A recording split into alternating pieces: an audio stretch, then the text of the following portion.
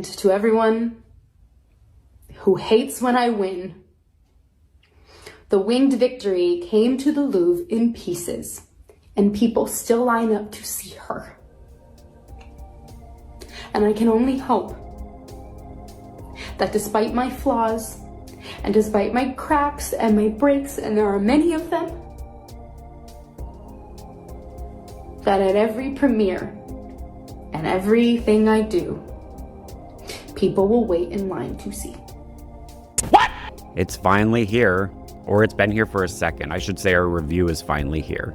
I saw Snow White in theaters opening week, and I was shocked to find that in my viewing, it wasn't as bad as I originally thought it was going to be. I went and watched it again, and I think I have a solid opinion on this film. Snow White is a 2025 remake directed by 500 Days of Summer's Mark Webb, and as we all know, had some small production and press issues. But let's look past all that mess and see if the movie itself is any good. Make sure to stay until the end because you won't believe our score. Hi, my name is Mikey from Metacity Media. So Snow White, does it deserve the hate? Let's jump into our mind carts and find out.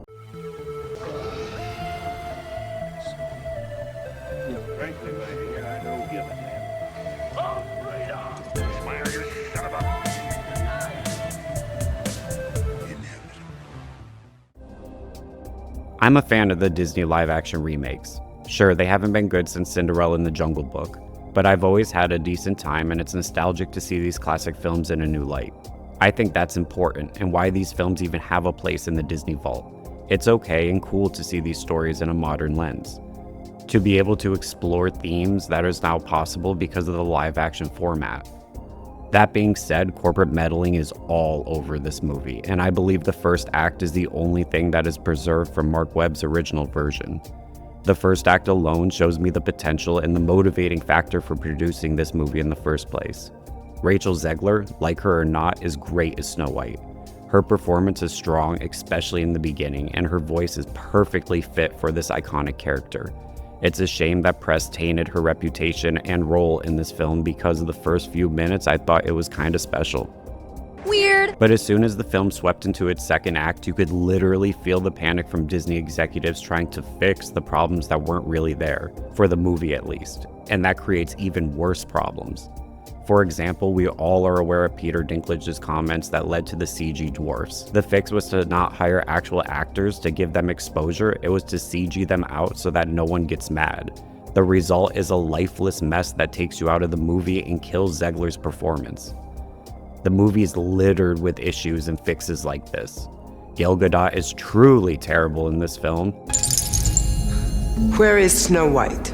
But honestly, this is a thought I had since her early Fast and the Furious days, and I'm kinda happy the internet is getting on the same page. The story is muddled and feels like a really expensive Frankenstein project that has no life. The songs are bad and the existence in this world is off, which is a shame because it could have been a good one littered with Fantasyland lore. This is the issue with this movie.